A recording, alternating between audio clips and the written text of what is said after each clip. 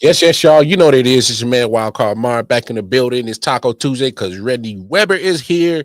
Hey, we got a lot to talk about. Very NFL heavy show. We'll talk about the games that we watched, and we're gonna do something that I love to do every year. We're gonna give you 5 coaches who might be on the hot seat, just our opinions, and of course, hey, we got to talk about that top 100 list. We'll definitely tackle the top 10. Y'all can have the other 90 players. We'll talk about the top 10. So, hey, all that and more on this episode of the I.O.W. Sports Show, Late Night Owl Edition, with your man Wildcard Mar and Randy Weber. Let's get to it. Yeah. Solid Hill TD, yes, what's up? Yeah, come on.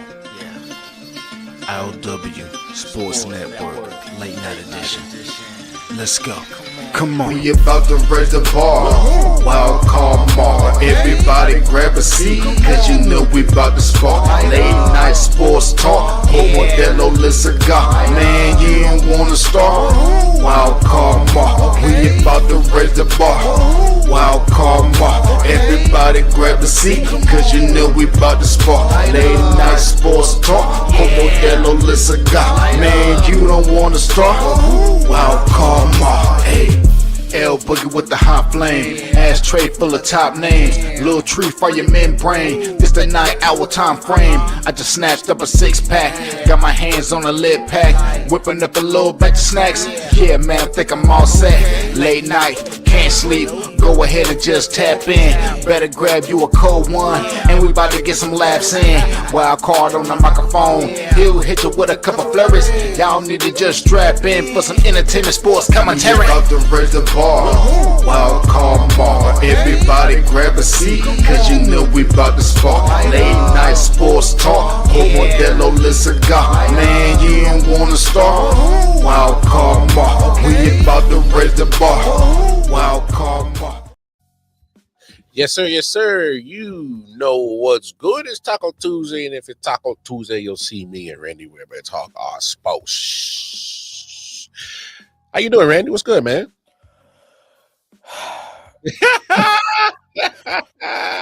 You see the name I chose. I have opinions. Now we'll talk about that. Obviously, somehow Daniel Jones is getting a lot of buzz right now. Randy is saying buyers beware. Hey, because at the end of the day, we're still talking about Daniel Jones. We'll talk about that. We'll talk about that. Obviously, with a lot of discuss about week 1 in the NFL. We'll definitely do that. Well, I always like to do this, Randy, and that's why I was like, hey man, just come on with 5 coaches you think are on the coaching hot seat. So I always kind of like to keep track of that, and so pretty much after week 18 and that Black Monday hits, and then I'm like, I was right. I was wrong about that one. And then sometimes, NFL, they always like to throw a firing in the middle of the season too. But yeah, we saw that one coming. So we'll talk about that. Just 5 coaches we think might be on the hot seat. And then but let's start right here. Just one of those things. Obviously, last week was opening week. Right before that, they always finish the top 100 players list. It is supposed to be a list done by the players. All right, that's what they say. And if that's the case, I'm a little skeptical on your top 10. And look, let's just get to it. All right. And this is where I'm at, Randy. And you can combat whatever you feel is necessary. I have no issue with number 1. All right. I have no issue with number 1. I don't. What? Ooh, wow. Crafty Southpaw. What's up? I had 2 of those. We'll talk about that list because I definitely agree. Yeah. 2 of those definitely are on there for sure. But when it comes to this top 100 list, Randy, and we're just going to tackle the top 10, like we said. I have no problem with number 1. Obviously, how phenomenal he played, and you saw the difference of what he took away from one team and added to another. All right. And I so did see that. Yes. yes, look, I have no issue with that. It's 2, 3, 4. I have an issue with, because it goes back to this conversation, and we've had it too. What do you value most? Are we valuing stats, or are we valuing production that actually leads to something greater, as in championships? So, no disrespect to 2, 3, and 4, phenomenal players. I'm just saying, and look, and this is not me being biased. And this is where I want you to definitely rebuttal it if you got one. What number 5 does, and take him off of that roster, I don't think we're having the same conversation. And it's not, again, not a disrespect to Lamar. I'm just saying, phenomenal roster. And they still can't get over the hump. With Josh Allen, I kind of think a lot of talking heads are prisoner of the moment. He does a lot of carrying. He does. And so I'm not too bothered by that. But if we're talking about carrying, number 5 does some carrying too. But his carrying leads to trophies. That's all I'm saying. If we're going to have that argument. Number 4, I understand. Okay. Jamar Chase is phenomenal. Number 1 receiver in the league. That's not a problem. But we're missing the playoffs for the last 2 years. So how great you are is not leading to success. So again, I value winning more than stats. I think it's cool. You get the stats, you do, it looks good on fantasy. We all play fantasy. It looks good. I still need, and in January, you got into the mountaintop, and then in February, you're hosting the mountain in your hands. That's all I'm saying. So the closer you get to that, the more I'm more lenient on where you at in the list. But in this list, I'm like, y'all just don't like him. Y'all tired of him kicking y'all ass. Well, what is it? Is it some, I'm real cool with 2. I'm real cool with 3 and 4. Like, I jump in here, Randy. Maybe I'm tripping.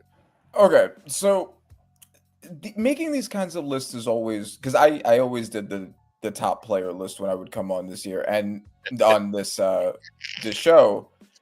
No, yes, you did. As the glaze, nobody. All right.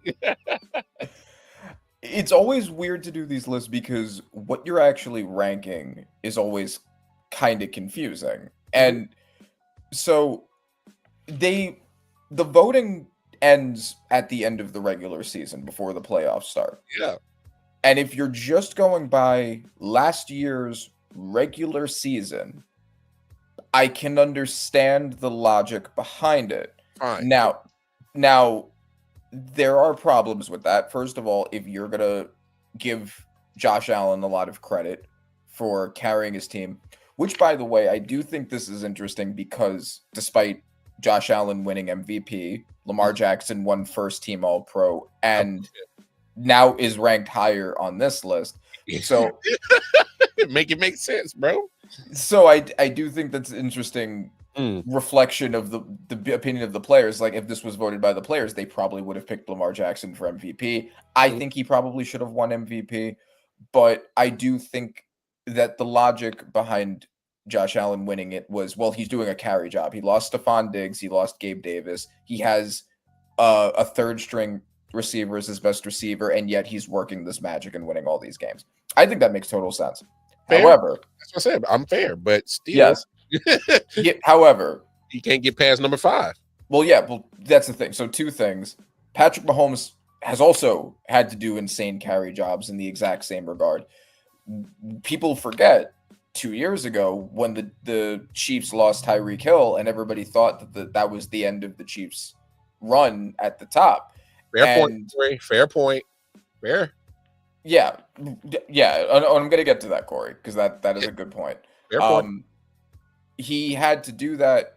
With Kadarius Toney and MVS, who were dropping all of his passes, and he still won the Super Bowl. Travis Kelce was already starting his decline.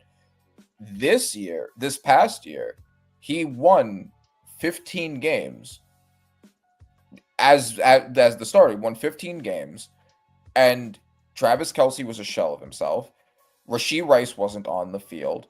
Nope. Xavier Worthy was a rookie, and he had no left tackle. And despite that, he still won 15 games. It went back to the Super Bowl. Yeah, and even if you're just cutting it off with the regular season, he won 15 games, and he had how many? I think with like 9 game-winning drives to win those games. So I don't think you can argue that Patrick Mahomes isn't also doing an insane carry job, and he won even more. Like Josh Allen was his one loss, right? But he won even more. He was the first seed, despite a really horrible situation that he had around him. So I don't think that it's fair. I still think that Patrick Mahomes is the best player in the world. But I know that the big talk right now is they want someone else to be that guy, and the other guys are putting up the more impressive stats. I do think that Patrick Mahomes' decline in stats is explainable by the changes of his situation more so than him becoming a worse player. Him being a little more of a check down machine makes sense if you lost Rashid Rice and you're kind of having to keep away with the ball as a style. I don't think that that's inherently unfair. I agree with your comment, Crafty Southpaw. I think that's fair. That's a fair, maybe quote unquote voters fatigue. Yeah, I think that's it. And I also think, like I jokingly said last week, that it was the damn you did that shit with Khalil Shakir award. And I do think that was the part of the reasoning behind it. And that is kind of how that works. Lamar Jackson had Derrick Henry. So people are like, well, you have another top 10 player on your team. Yeah, and so you had a lot of help. Not, despite the fact Lamar Jackson has done that without Derrick Henry. Yeah. Plenty of times. But this kind of goes to are you just valuing last year in a bubble, or are you contextualizing it at all with previous years? Because if we're doing that, Justin Jefferson should be ahead of Jamar Chase. Jamar Chase had the better year last year, but consistent greatness has been Justin Jefferson over him with much worse quarterback play. So good point. You have to assume this is strictly going by the 2024 to 2025 regular season and nothing else is being considered, because that's the only way this really makes any sense. But then you come into other problems when you look lower on the list. I know we're not talking about it, but CMC and Dak Prescott made the list after only playing like a few games each. Dak not even being good in the games he was playing. Yeah, so that shows that you're not valuing just that season. Right, exactly. So it's like, what are we doing? Like, you're telling me that those two were better than Mike Evans and T. Higgins, who they were ranked above last year? So I don't know. I would move these people around a little bit. I think if we're going entirely by who was the best last season, then it's kind of hard to argue with this list. If I am going by who I think are actually the best players in the world, I think Patrick Mahomes is still number one, given the context of how much of the Chiefs winning is because of him alone, and how he still does that, and how he has managed to do that almost no matter the circumstances around him. Yeah. And also, I do want to point out to what Corey said about Saquon Barkley, because I said this and I made this point. Yeah, if he was on the Giants, nobody talked about him as the best player in the world when he was on the Giants. And I do want to contextualize that, because, look, Saquon had a great year, and I know that I'm a hater.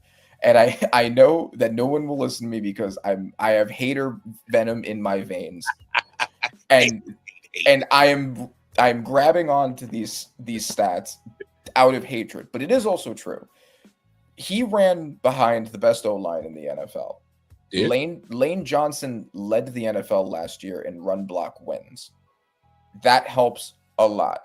We have to remember the past 2 years before the Eagles had Saquon, Miles Sanders ran for over 1,200 yards behind that offensive line. DeAndre Swift, who the Bears wanted decapitated last year, 2 years ago, was a Pro Bowler and top 5 in rushing yards behind the Eagles O-line. So that clearly plays a role in the production that he's had. Whereas someone like Derrick Henry, for instance, he did a 2,000-yard season on the Titans. Yeah, I hear you. So we have to we kind of always, running back especially is such a team relative position where, like, if your offensive line is good or bad will determine how productive you are to a very significant degree. But I can't argue as much as I would love to with a 2,000-yard rusher making number one. Yeah, because it's a 2,000-yard rusher. Yeah, and to be fair, and trust me, I think you make valid points. I just also think that just the difference, I guess, fear factor that Saquon and Jalen Hurts as a combo is a lot more scarier than DeAndre Swift or Miles Sanders combo with Jalen Hurts. Of course. I think that dynamic is what the Eagles are definitely like. Oh, you're just gonna let them walk out the building, Giants? Well, come on back to Pennsylvania. We'll handle all that. And of course, I'm not arguing that Sanders and Swift are as good as Barkley. Barkley's obviously an upgrade. Hey, Eagles stack the deck. Why not? I mean, you can't get mad at their GM for doing his job. So I mean, he did it and did it well. But a GM job, another job that a GM does have is they have a good say so on who the coach is going to be. And Randy, just indulge me right here because I like to do this every season. It's 5 hot seat candidates, and we had a comment earlier from Crafty Southpaw. I'm gonna put it back up. In his opinion, he has 3. He's saying Canales down in Carolina, Daboll in New York, and McDaniel in Miami. 2 of those 3 names I have on my list too, Crafty Southpaw. And I'm gonna throw my list off from 5 to 1, 5 being the least hot and 1 being the most hottest. So for me, number 5, I had him on my list last year, and it may sound crazy to some people, but I got Sean McDermott for the Buffalo Bills at number 5. And the reason why I say that is because I've had this conversation last year. At some point, you gotta break through. And this might mean nothing to most folks, but it means something to me. This is their last year in that stadium in Buffalo. All right. They're going into that beautiful new stadium that's worth a whole bunch of money next year. And I'm thinking, hey, all right, Bills were so close to breaking through. We're getting in this new stadium. Let's give our fan base something, proud and say, hey, we got the coach that's going to give us over the hump. And if McDermott can't get to that Super Bowl this year, I just think you've hit your ceiling. I said this last year. Like, you can't keep bumping up against the ceiling and not break through. Like, you just keep hitting it and hitting it and hitting it, and it's damn near bulletproof to you, and you can't break it. And that's what I kind of feel like he's bumping into. So at some point in time, if you just keep bumping that ceiling and you're not going to break it, let's get somebody else with a better jackhammer in here that's going to break through. It's somebody. Maybe it's just a change of voice that needs to get it or something. And look, I do think it needs to be some help from his general manager right now. Hey, let's make sure we get the right pieces here on defense that can give us continuous pass rush. If you ever notice, they never had that one guy on defense say, hey, he's going to make that play and get the ball back. They never had that guy. Maybe try exploring that. Help him out. Also, he is a defensive-minded coach, and Josh Allen, he's a quarterback who wants to, do certain things that, hey, let's get the ball moving. At some point in time, you're going to have to pair Josh Allen with a very offensive-minded coach to tap into his full potential, and again, get him some adequate weapons. You can't just keep thinking that Josh Allen's going to Superman you with just James Cook. He's going to need a little bit more. No shade on Shakur, but come on now. He's at best, he's a most teams' number 2 at best, and that's your number 1. So there's a huge disparity if you start you put his wide receiver core against some of the other wide receiver cores in the league. You're not even checking for Buffalo's wide receiver core. Keon Coleman had a great game. Needs to be consistent. It's his second year, so we'll see. I just think Sean McDermott at some point in time has to break through. So he's there, not my number 5. My number 4, I got Kevin Stefanski in Cleveland. At some point in time, and I get it, he got 2 winning seasons, 11 win seasons. That's cool. But in the mix of those 2 winning seasons, you got like an 8-9, I think a 9-8, and then like a 3-14 in there last year. So you keep going up, down, up. You got to start coaching consistent. And I get it. Y'all still can't find a quarterback, and but I get it. I understand that.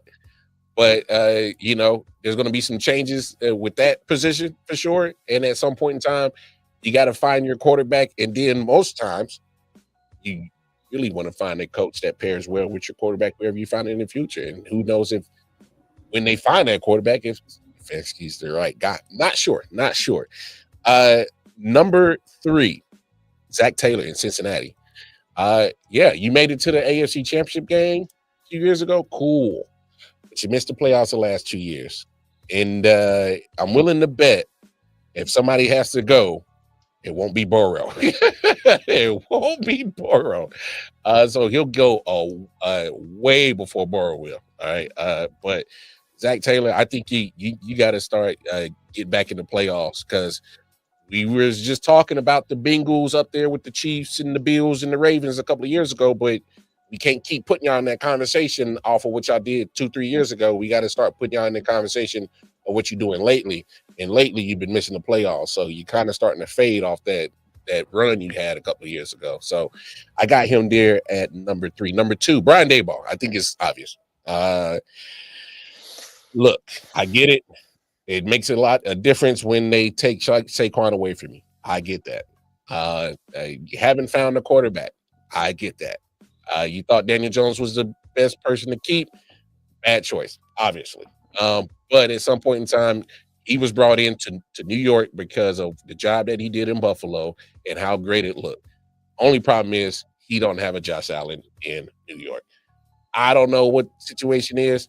But one thing that I did see is when you're a number 1 receiver who's had a great game, had a solid game against Washington, but when you start seeing that type of frustration that early, and I'm like, because Malik and look, I'm just going off the psychology of it. I looked at Malik Neighbors. He's like, man, I can't do this like I did last year trying to do this carry job. This is ridiculous. I can't do it. And that's what I'm thinking his frustration was coming from in that week 1 game. It's like, bro, we're not doing this shit again, bro. Come on now. We can't do this again. I can switch the quarterbacks out and we keep getting the same results. Nah, bump this.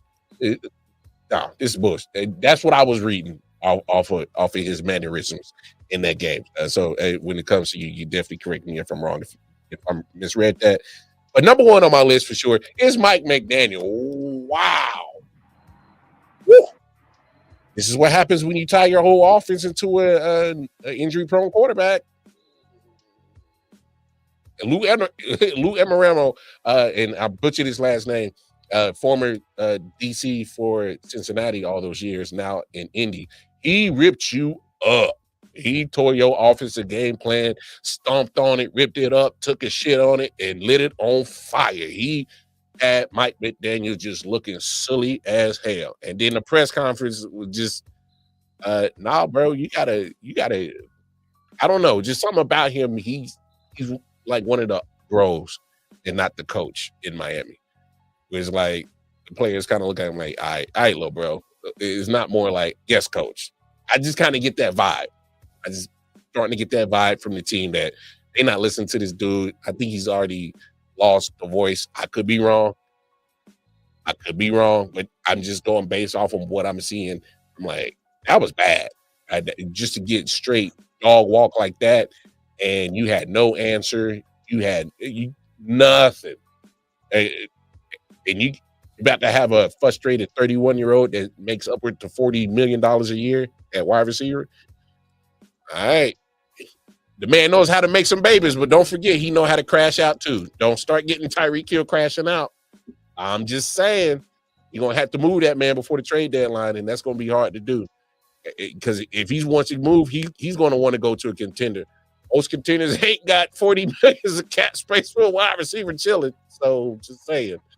That's gonna be tough. Let's get to some of these comments. If you are getting ready to flame my bottom pick McDonald's. Hey Corey, he's number one on the list. He's getting out of there. All right. So I'll do my top 5. So hey Tommy, hey, all he has to do is just make a wild card. He good. Because no, after that game, especially with Aaron Rodgers looking like 2021 Aaron Rodgers, I think Tomlin might be safe. All right, so I agree with that. 5. He'll be made the scapegoat, and that's why I put him on my list. Number 5, I have John Harbaugh. Yup. Talk about that, dog. Come on. So he has had an insanely talented team for years now. He's had one of the 3 to 4-ish, depending on the year, best quarterbacks in the NFL. Some say the best quarterback in the NFL. 2-time MVP. Some argue should have been a 3-time MVP. Yeah. He's had that quarterback for years. He now has Derrick Henry. He has had Derrick Henry. This is his second year having Derrick Henry. He's had among the best defenses in the NFL consistently, and he still hasn't made a Super Bowl. And I think, and we're going to talk more in detail about the Ravens-Bills game, one of the best games I've ever seen. The game was phenomenal. Both teams played phenomenal, and Lamar Jackson lost really despite having one of the greatest quarterback performances I've ever seen, and a real Jerry West winning the finals MVP on a losing team style of play. And they still lost. And they lost for a couple of reasons. And it wasn't just John Harbaugh, but John Harbaugh choosing to punt the ball back to Josh Allen with enough time left to bring the ball back down was such an egregious decision. Egregious, Randy. It was so egregious because they have not shown anything that they were able to stop Josh Allen in the second half. Yeah, exactly. No, Josh Allen at that point had like 30-something points already. And yeah, despite having what's supposed to be an elite defense, and they, Derrick Henry fumbled the ball, and that's not John Harbaugh's fault. And it's also not something that ever really happens. So Derrick Henry fumbled the ball, and also Tyler Loop missed the extra point. Those two things not happening, and it doesn't really matter what Harbaugh does. But once you know that's your situation, and you punt the ball back to Josh Allen, you're just asking for what ended up happening after. Yeah. So here's the game. Here, take it. Yeah, exactly. He has probably the most talented roster in the NFL, and it still doesn't perform in the playoffs like that. People are going to clown Lamar Jackson because Lamar Jackson's been the scapegoat for their playoff failures or their choke jobs. This was not Lamar Jackson's fault. And last year, although he had a rough first half, he did enough to get them in the game in the second half. And the Mark Andrews drop and everything, but like consistently not getting there. So John Harbaugh, I think, might be on the hot seat because someone needs to push this team, just like you said with McDermott. 4, I agree with Zach Taylor. I don't think you can have your job for as long as you've had it when you have Joe Burrow and you can't seem to do that much with him. I think they're going to want to go for a defensive-minded coach to whip up the other side of the ball. I think they're going to want someone that can be like what Brady and Belichick were, where you have the quarterback you don't need to worry about, and then you have the defensive-minded coach to give him the support. I think that Zach Taylor is almost definitely going to go. 3, I have Callahan. Really? Already? Yeah. Well, first of all, nobody believes in Callahan anyway. So I don't think they hired him because they believe in him. I think they hired him because they needed someone. And I mean, you just brought in a first overall rookie quarterback. His situation is horrible. He has no real chance of developing. And it's not his fault. Like, he's just, there's nothing around him that's working right. We saw it with the Broncos. The Broncos didn't even have a particularly good game. Like, Bo Nix didn't look all that good, and they still won mostly just because the Titans were that bad. They need someone that can really be the means to develop Cam Ward, develop the situation around Cam Ward, so Cam Ward can work within it and develop. So I think Callahan's already. I think he was like a one and done deal. McDaniel is my number 2, and I totally agree. Everything we heard about the vibes coming out of the offseason with the Dolphins. They were rancid vibes. Tyreek Hill wanting out, Jalen Ramsey wanting out, having what people expected to be the worst O-line in the NFL, or one of the worst. Having what people expected to be one of the worst secondaries in the NFL. Everything falling apart on the team. And we're gonna get back to that secondary later, because I have a warning for the people of Indianapolis. But yeah, everything falling apart, despite them having had talent on the team. And yeah, I agree. I just don't think he has control of the locker room. I think that is a big reason why it's not working. Yeah. And number 1 is Brian Daboll. I don't know. My head coach. And I think that, and we'll talk more about it, but I think watching the Giants game with Russell Wilson was very eye-opening into a lot of the things that are wrong, because not just Daboll, but also Mike Kafka, the offensive coordinator. If you watch that game, Russell Wilson looked a lot like Daniel Jones has looked for the past few years. And I don't just mean in the fact that he was bad. I mean the style of play looked very similar to Giants Daniel Jones. He shriveled up when it got to the red zone. The red zone offense has been one of the worst in the has been the worst in the NFL with Daniel Jones. Then Russell Wilson gets there and he has almost the exact same problem. He shrivels up in the red zone. The offensive line can't block anybody. A big part of that's because we didn't have Andrew Thomas, but despite everything we've invested in the O-line, we've gotten nothing from it. Nobody but Andrew Thomas can block. Jermaine Illuminor was solid when he has Andrew Thomas opposite him, but that's just kind of it there. It's just like, it's almost the exact same problems across the board. Just a lot of checkdowns because he doesn't have time to throw. He doesn't have time to throw the moon ball because the O-line is killing him against a defensive line that was one of the worst in the NFL last year and only added AARP member Von Miller as their solution.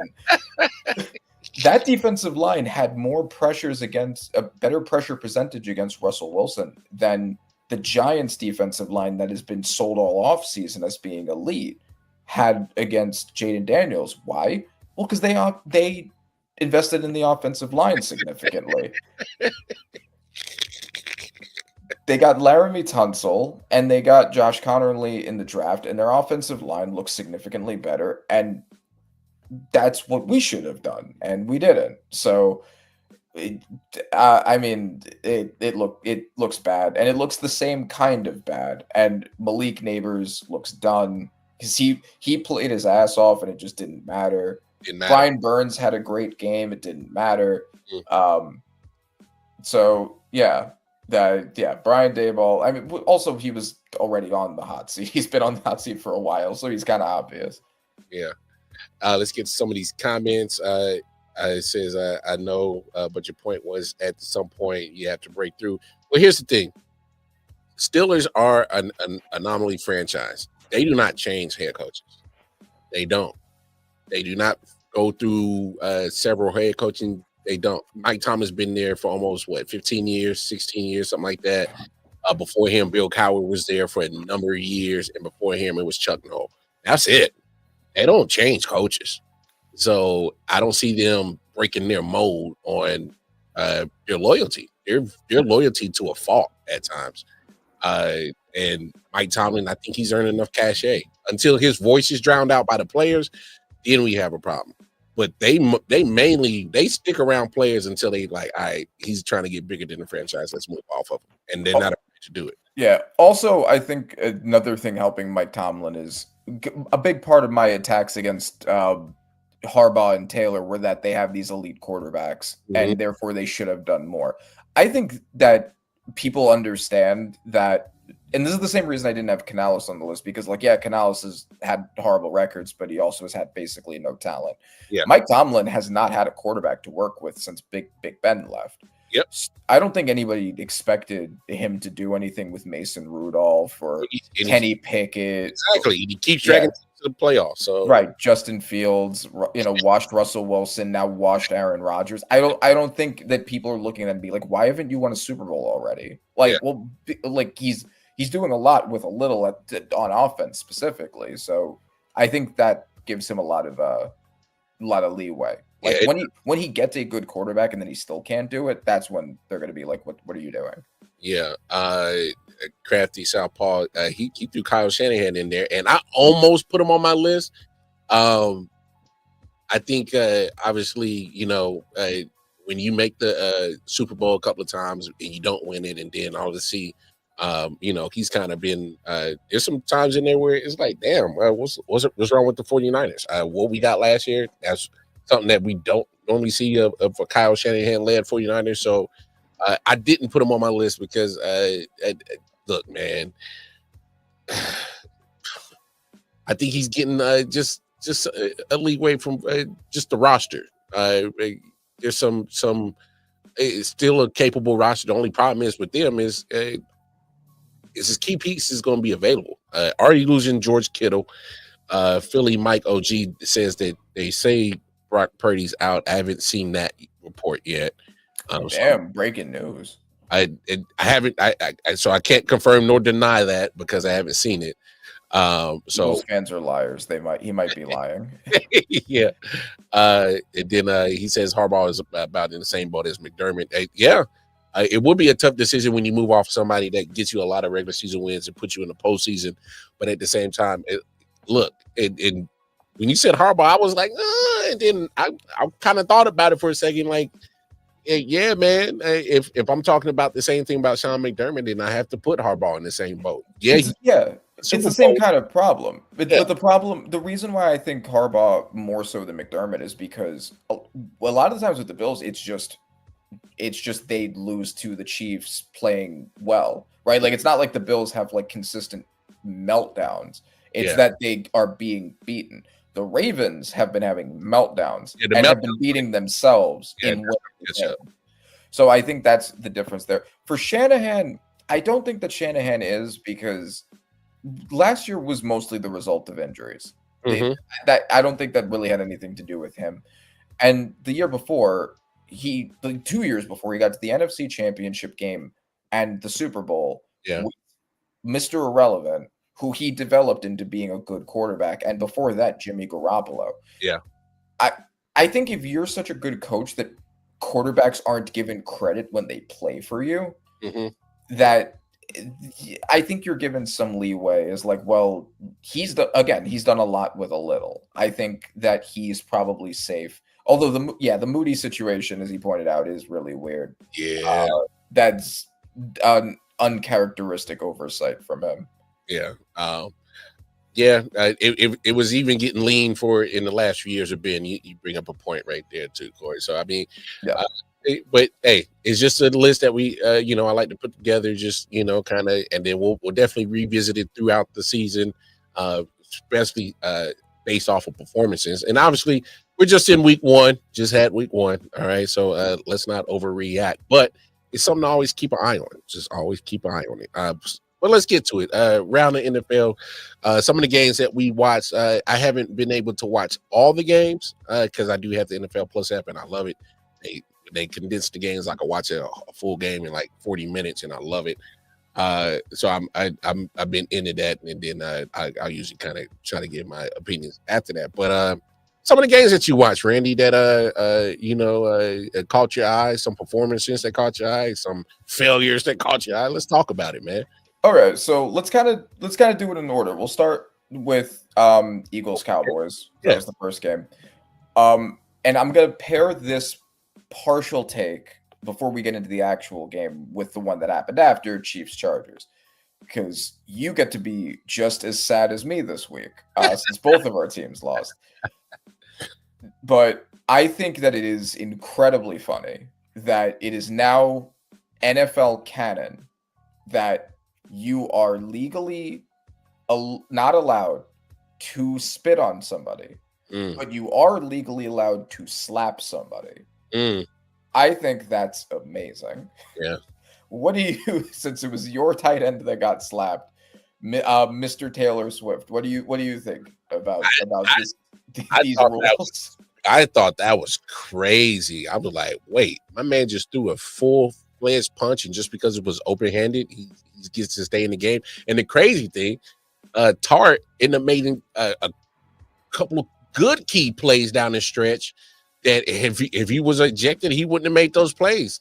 He stopped a 2-point conversion, and he tipped another ball, and I'm just like, yo, this guy is out of here. Like, oh my goodness. Like what is this? Like, my thing is like consistency. Where are we at on these rules? Like, don't get me wrong. So Jalen Carter, he deserved the ejection. You don't spit on nobody. That's tacky. That goes beyond playing football. That's on some real. I got to see you after the game, bro. I got to see you after the game. Spitting on me is the closest thing to the most disrespectful thing to like slapping somebody, in my opinion. Yeah, of course. I come on the opposite side. I think we should just allow all of it. I think, like, look, this is a violent man sport, and if you want to really sell those tickets, if you really want to get moving ratings, more of that, more spitting and more slapping.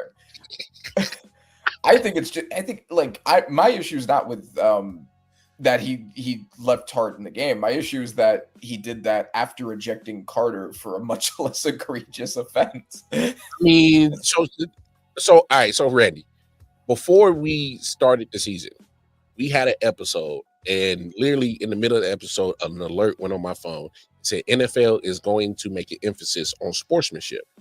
Obviously, they're going to, hey, you standing over your opponent, you know, they're going to flag you. All right. So if you're making an emphasis on sportsmanship, obviously spitting on somebody, I understand the ejection. That's, to me, the Tart slap is just as egregious. If not more so. I think it's more so. If we're talking about, we're making an emphasis on sportsmanship, that is one of the examples, especially in pee-wee football, in middle school and high school. Hey, the coach's heart, hey, don't do this. Don't do that. Those are one of the things that they tell you on when it comes to sportsmanship. Hey, keep your hands to yourself. Only time we want you to put your hands on somebody is if you're blocking or you're tackling. That's what you do. Also, Dak was on some bitch shit with that. Him hiding behind his lineman. Okay. Yeah. Let's have a conversation because he's not installed from that situation. No, he hiding behind his lineman, spitting basically far enough where he has plausible deniability, but obviously trying to spit at Carter. Yeah. And then Carter walking up to him being like, if you're gonna spit, get up close, don't hide behind nobody. You got to really do it. yeah, exactly. And then he really did it, right? And then Dak was like, "Oh, refs, he spit on me. Eject him from the game, please." Like, excuse me. Like, Dak was on some bitch shit there. Like, bro, if you're gonna spit, just like get in there. You're like, right. Dak doesn't want smoke with Jalen Carter. Jalen Carter does crimes. Like, he doesn't want smoke. I'm telling you, that was like a lean on me moment. Did you smoke crack? Then jump. Then do it. Then. Like Dak. Look, but on the opposite end of that coin, I do give Dak. Hey, he played the mind game in a very heated rivalry, and Jalen Carter took the bait. Don't get me wrong. But still, two wrongs don't make it right. And my man Kool McCain brought up a solid point earlier today on Air Cheap Podcast. He said, now, if they would have suspended Jalen Carter, I think you have to explore suspending that because he's part of that. I mean, the spit is spit. And I get it. There is a difference between spitting on somebody and spitting at somebody. I get it. But the action was still the same with the same intentions. One just went all the way through with it and one semi-pussyfooted around it. So I mean, I get you got to be consistent. Exactly. Like Dak, Jalen, and Tart. If you're going to suspend one of them, you should suspend all of them. It doesn't make any sense to only suspend one. Yeah, he was damn near in the huddle. Yeah, Look, he spat at him first. I get why Jalen Carter responded that way. It's just like, look, like if you're gonna do it, just don't be a bitch about it. Like, come into my face and do it. Let's spit for real. But let's talk about the game. Now I will say this. Hold on, but before you go into it, I just gotta run and grab my charger. So I'll let you jump in and then go ahead. Look, for me, I thought this game was 100% this is why Jalen Hurts is a top 5 quarterback display. I thought he did everything that you needed to do to show on how important Jalen Hurts is to that franchise. And I know he gets a lot of the flack similar to I get in the same sense of Patrick Mahomes. Hey, the stats don't look like this. Look at the team that you're with and blase. Still, Jalen Hurts still has to, get that orchestra together. He still has to play conductor, especially on offense. I get it. There's A.J. Brown. There's Devontae Smith. There's Saquon Barkley. But in the construct of how they run their offense, he is so key to it because look at how, literally, Dallas for some reason didn't put a spy on Jalen Hurts, and he made him pay for it with his feet. All right, cool. And then, made certain throws when he needed to. And I know A.J. Brown's not happy that he only got one target and damn near in the fourth quarter, but hey, Jalen Hurts is about putting the orchestra together, conducting it, make beautiful music. And it works. It works for them. I thought that Philly did a good job on that. Secondary wise, they got to jeez. Oh my goodness. They got to figure out something on that secondary. But again, context to the game, Jalen Carter already ejected, didn't play not one play, which I also find kind of weird on him just only getting a fine and able to play. I guess they said, hey, the ejection counted as a suspension. That's kind of wild to me. But anyway, obviously Jalen Carter didn't play. And then other than that, you see them making moves. They go ahead and get Zadarius Smith. That shows me that, hey, we didn't generate enough pass rush.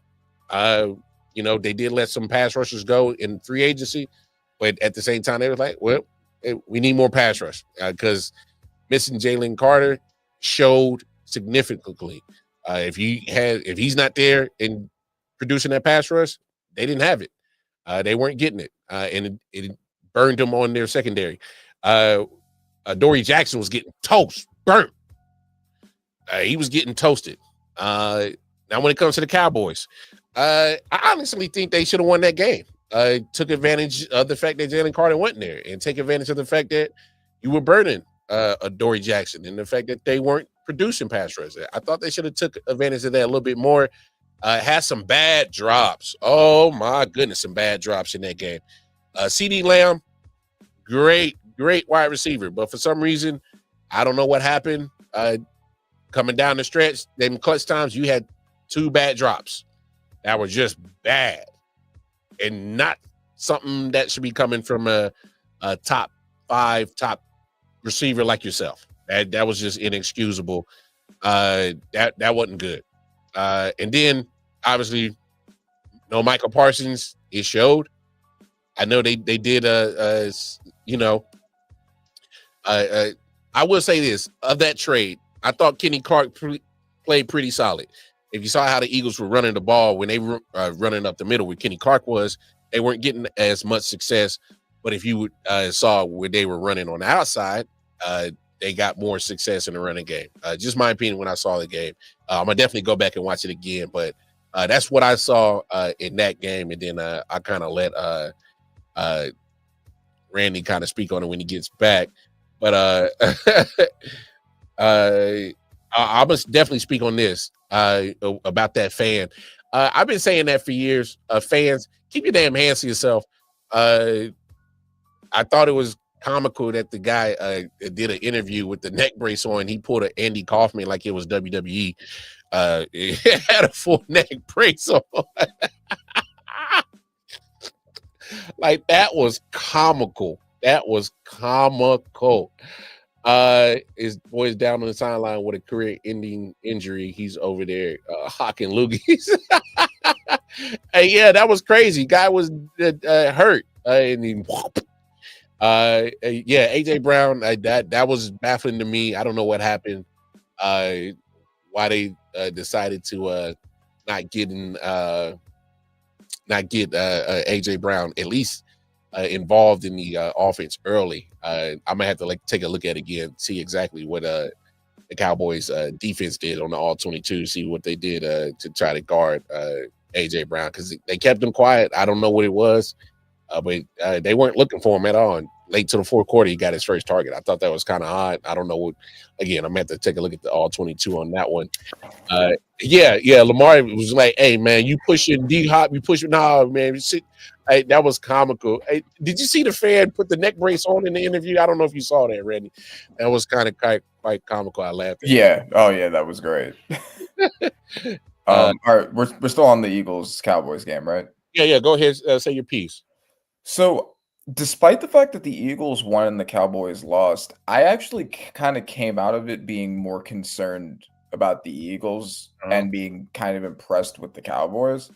The Eagles, there were concerns over if losing Josh Sweat, Milton Williams, Darius Slay, etc., was going to have a significant impact on their defense, and it does seem like it did.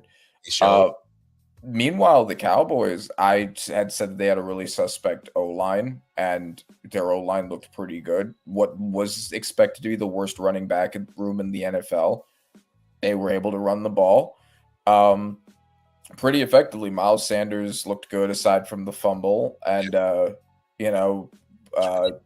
Williams had a couple of carries. He hit the end zone a couple of times on the short yardage, but again, look, Jalen Carter not missing there, paid dividends, and you saw immediately they was like, "Oh, we're not getting no pass rush with no Jalen Carter." All right, exactly. No, Javonte Williams looked good too, and then Darius, come on, Darius Smith ASAP.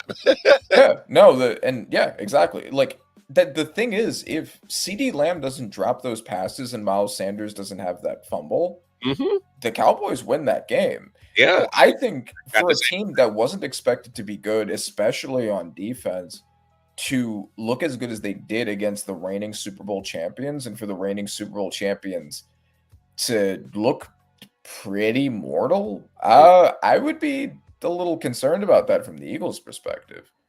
Yeah, I'm with you. I was like, I came out when that game went off. I'm like, okay, Dallas played a little bit more competitive, and I get it. Division game, and is some of those closer battles are going to be expected because you know each other, you play each other so well, or you see each other so often. So that's understandable too. But I thought Dak played. I know the numbers don't look good.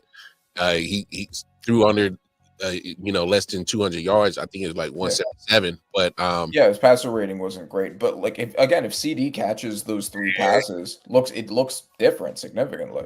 Ferguson dropped that touchdown. I was like, man, y'all kind of are y'all selling for Dak right now? What's going on? Like, damn, what is this? Like, especially CeeDee Lamb. And I'm just like looking at the caliber of wide receiver you are. You have no business dropping those passes in that time of the game. Yeah, exactly. It was even worse with how late in the game they were and how close it was. Yeah. Let's move on to Friday's Brazil game, Chiefs Chargers. Look, I'm gonna be brief because obviously I got an Arrowhead G podcast. Shout out to my man Chris Dow. I'm the co-host over there, and we talked about it at length earlier today. Y'all can go ahead to YouTube, check that out. But I'm just gonna say this: Chiefs. Good thing Patrick Mahomes is there to make it competitive because he had to do a carry job. That offense came out flat. It took a minute for them to get in rhythm. I get it. You lose your at that point your number one receiver because your true number one is already suspended, and so your number two is now your number one again, like it was last year. He gets hurt 3 plays in, and I just kind of felt by his teammate, his own teammate, and that sucks that it happened. It happens. I had to watch it again and see exactly how it broke down. I need to see the all 22. From what I've seen, they're kind of giving Derwin James a little credit for jamming Travis up and kind of threw that route off. The timing was, and then next thing you know, him and Xavier end up in the wrong spot at the same time. So, but you lose him early. That kind of took the a win out of their sails on offense. Now, defensively, I don't know what the hell happened. I'm trying to look at the glass half full in this situation because the Chiefs did not give up 41 points. They did not give up 40 points, but they did not look good. Justin Herbert had his way, and I might have misjudged the Chargers, but obviously it's a division game. They wanted to beat the Chiefs. Hell, they wanted to beat the Chiefs. They came out like they wanted to beat the Chiefs. They punched them in the mouth on both sides of the football. Chargers are going to be a problem, but man, that pass rush for Kansas City got to find a way to come back. When they rushed 4, Herbert did whatever the hell he wanted to, and if you can't get with 4, you got a problem. And the only time he had pressure was Spags had to dial up a blitz, and that was the only time. And you can't blitz all the time. Not the way that Herbert is talented. He is talented enough that he'll beat you on a blitz, but it was just bad. Speaking of the Chiefs pass rush, Tranquil, a guy who put his name on the map, looked pretty good in that game. Yeah, but it was coming off because he got designed. It was designed, and it was coming off when they was bringing 5 to 6. But they were not getting nowhere close to Herbert with 4, and it was just sad. And Herbert did whatever the hell he wanted. They got damn Quentin Johnson looking like damn Larry Fitzgerald out there. Okay. So, I'll start with the Chiefs then. What do you think that argument between Tranquil and Chris Jones was about? Hey, I'll simplify it. It was Drew was just saying, "Hey, bro, just do your job," because Chris, who's normally a D tackle, he does get moved on the outside. In that point in time, he was just in charge of getting outside containment, make sure that you don't get beat outside, because pretty much you're on the island. And the moment that Chris was like, "No, man, I need to get this sack," as soon as he went inside, Justin saw it. He said, "Oh, look at all that green grass behind you." And you just whoop. And Drew was just basically saying, "Hey, dog, do your job."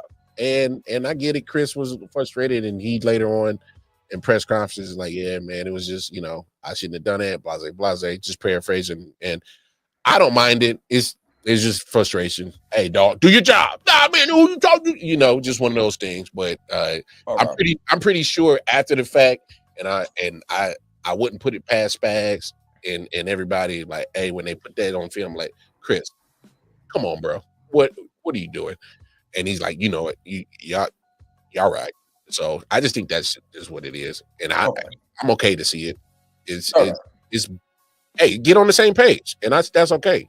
Hey, it's football. It ain't meant to be patty cake. It's yeah. Also, this is a good example because the people who were trying to move Mahomes off of the number 1 QB position are using this as like, "Oh, this is proof. Like, the Chiefs dynasty is over. Mahomes isn't the guy." And this is the problem with looking at QB wins as the way in which you decide if a QB is good or not. Because obviously the wins matter. But if you actually watch the game, it is really obvious that Mahomes is doing everything he can to keep that game competitive. And it is his passes were being dropped. His pass protection was better, right? But like it just the situation was not really good for him. He was doing basically everything. As much as he can, because it got shaky. That pass protection, it definitely was shaky at first. It took a minute for it to kind of start getting in. And I already said it on other podcasts. Hey, man, go get me a right tackle, man. Get Jawan Taylor, get him up out of there, bro. Get him up out of there. I'll say it again, get him up out of there. Yeah, and I mean, I've been saying that for years. With all the penalties he gets, like he's someone needs to be moved off from. And meanwhile, on the Chargers side, Herbert had a phenomenal game. I'm thrilled about it because he was on my fantasy team. Yeah, he was on my fantasy too. Jamar Chase was too, and I'm less thrilled about that. And we'll talk about that. But no. Justin Herbert looked great, and also I have thought that it's kind of crazy that Jim Harbaugh and Greg Roman want to have basically tried to treat him like a check down machine. Brandon Staley did that too. Lombardi did that too. Not letting Herbert play to his full potential and prioritizing running the ball. Omarion Hampton looked kind of like okay. He didn't look anything more than just okay. Herbert won that game with his arm. And when you have someone as talented as him, why aren't you having a more pass-heavy offense? I think this is proof that a real pass-heavy offense with him, when you have receivers who can play well, works great for him. And I mean, my biggest issue with them was, well, they never draft a receiver high, and they're going in with Ladd McConkey as their only good receiver. Well, Ladd McConkey looked good. Keenan Allen looked good. Yeah, he turned back the hands of time, and he's always been a favorite target for Herbert. And he was so much worse on the Bears. Going back to the Chargers, clearly has rejuvenated that in him. And then Quentin Johnson, who has been a joke for years, now has Brazilian fans convinced that he's the second coming of Megatron. It's crazy, bro. I was like, how does this?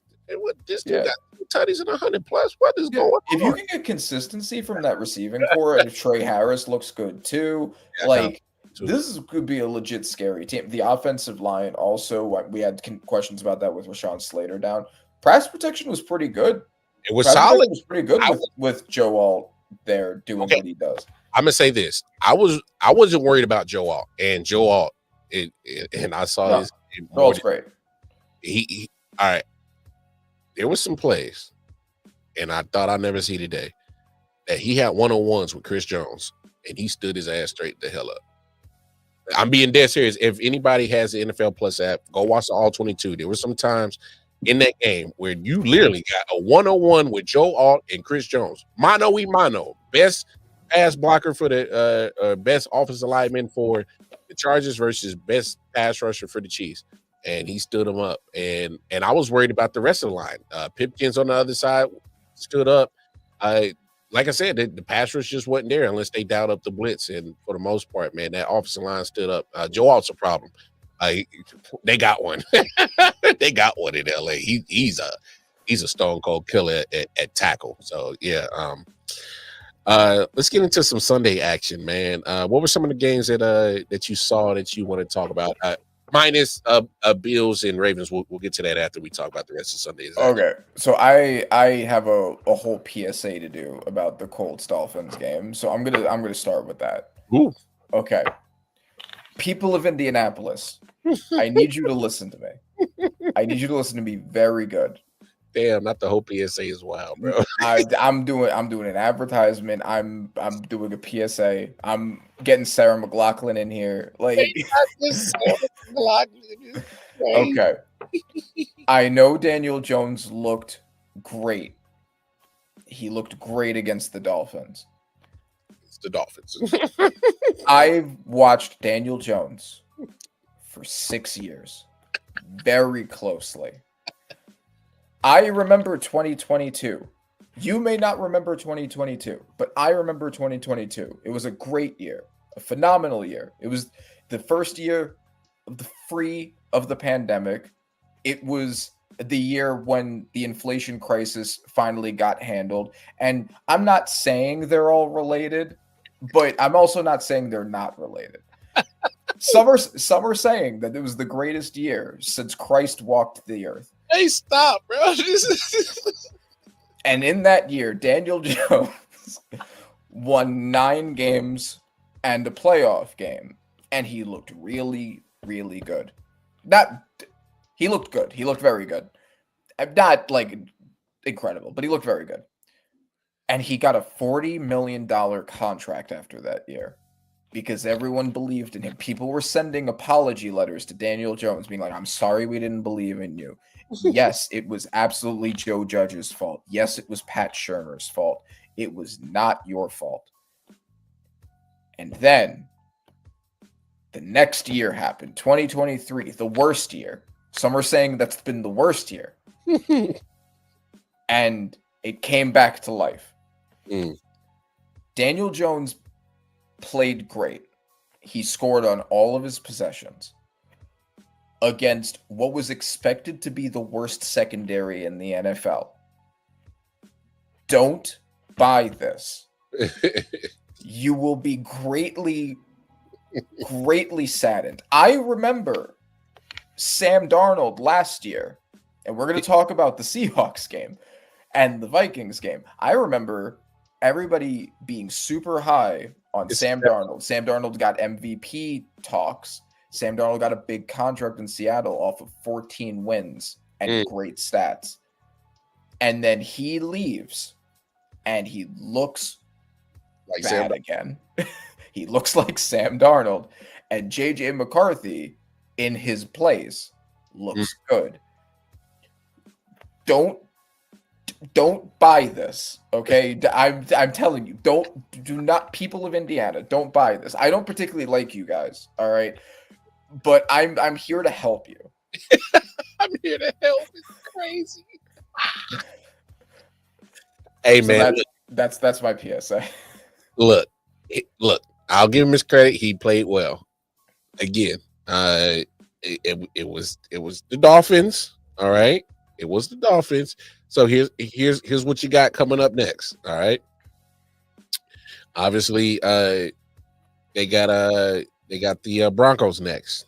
That's a solid defense. Let's see what he does against them. All right, before we start crowning him. Got the Titans early. That's a good defense. We saw what they did against Denver, and what they've also been known for in Tennessee is good defense. Rams, don't sleep on that defense. That's a damn good defense. Raiders, you might get a let up there defensively, but still, Max Crosby will ruin your day. Cardinals, solid defense. They're very, they get after it. Chargers, I just saw what they did against Patrick Mahomes in that offense. Don't sleep on that. And then you get Tennessee again. Then you get Pittsburgh. So you're facing, besides the Raiders, you're facing competent defenses for the next 7 weeks. So have that conversation, Indiana folks, after you get through that gauntlet of some damn good defenses, and then we'll see what you really think about Daniel Jones. Just pump the brakes. Yes, relax. Pump the brakes. Yes, relax. All right, do not let Indiana Jones. Bro, I got charts, bro. Like I'm trying to help people. I'm trying to save people. Trying to help.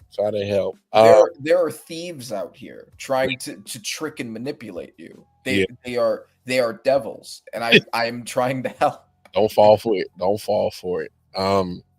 What else happened in early action? Steelers and Jets. I did not see that shootout coming. Not at all. No. Two things I took away from that game, Randy. From the Jets side, still got some Jets in you. It's gonna take a minute to get some because there's some plays y'all left on the field that was like, that's the Jets. But I can tell instantly. I think Aaron Glenn has a grasp on how to change that culture, and I think the players are buying into it. They got back to running with Breece Hall. Phenomenal job. I can't remember the name of their OC. He did a phenomenal job of making competent play calling for Justin Fields. He missed a couple of throws, so I'm not going to harp on him too bad, but overall, his game was on point. Yeah. And he did phenomenal. Now, when nobody expected that from Justin Fields. I certainly didn't. I didn't at all. And then I will also give, I'm not a big fan of lately of Aaron Rodgers, but he did have a great game. 4 TDs, no turnovers, and somehow again it must be that Mike Tomlin mojo. He found a way to make something happen. They still got to work on some things on their secondary. They just brought in Jabril Peppers. They lost Deshaun Elliott at safety. But Jalen Ramsey came up with a big play. We talked about it when they first got Aaron Rodgers. I don't want to rule him out, is because when you got some veterans that are just vet savvy and they just know how to be at the right spot at the right time and make the right play. That was indicative when Jalen Ramsey made that play at the end of the game. And I was like, you know what? That's what you guys got all these vets in, just to, cover up mistakes that's just going to happen. But no, Pittsburgh pulled it out like always. They still got a boot of a kicker in Boswell, bombing it at 59 yards to win the game. So that also helps. But Jets fans, I'm not saying you're going to make the playoffs, but don't be surprised if you are in it towards week 17, 18, still fighting for a wild card. I wouldn't be surprised. What's your take on that game?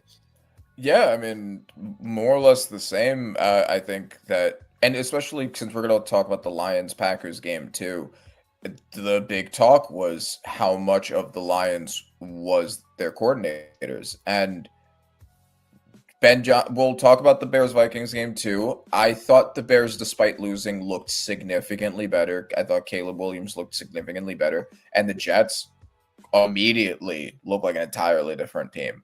Yeah. Meanwhile, the Lions look like an entirely different team in the opposite direction. Lions were my pick to win the Super Bowl.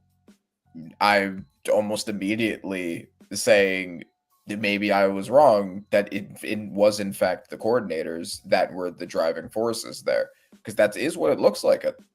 After, again, it's 1 week. You never know. The Packers are a really good team, but after 1 week, the two teams that the coordinators went to, look better than the Lions did. Mm-hmm. That's fair. Definitely fair. But yeah, man, I was definitely slightly surprised by that game. Jets it's kind of crazy also that we had a Steelers game where the offense was the driving force of the win. Exactly. We had a Bengals game where the defense was. And it was like, what is this? What are you guys doing? Do you just hate people who try to bet on games? Like, why are you doing that?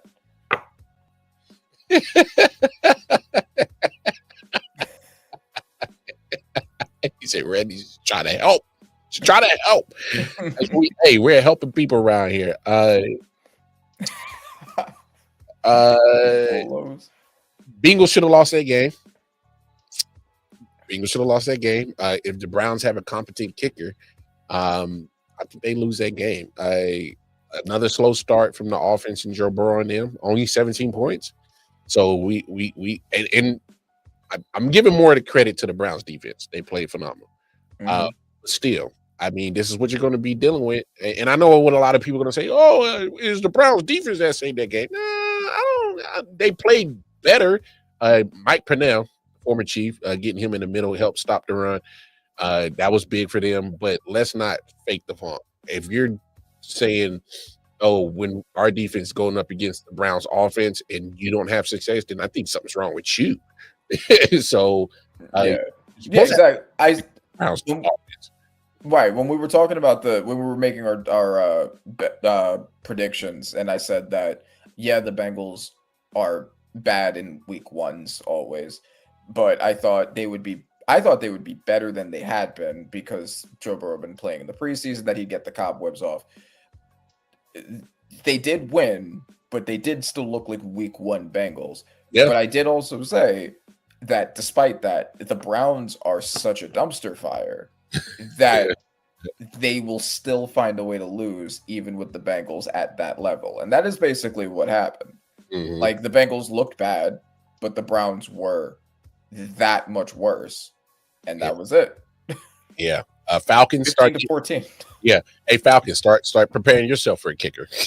Y'all can't keep putting young Oku in there, thinking he's clutch. He's made some game-winning field goals, but more times than not, that man's about to shank one, bro.